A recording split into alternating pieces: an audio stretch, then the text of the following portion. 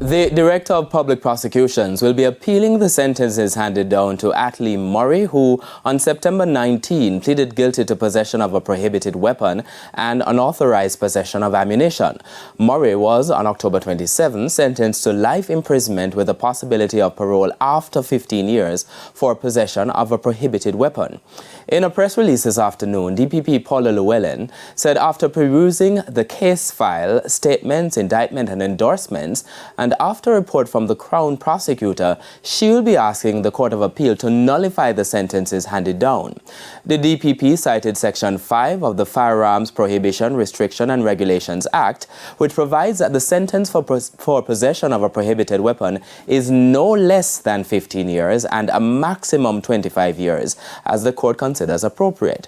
In relation to the offense of unauthorized possession of ammunition, the DPP says the accused could only be sentenced to life imprisonment with the possibility of parole after serving 15 years.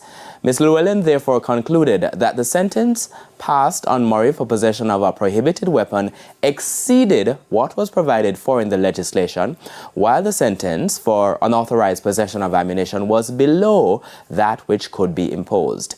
The DPP says the Court of Appeal will be asked to review the entire handling of the case and deal with matters as it deems appropriate.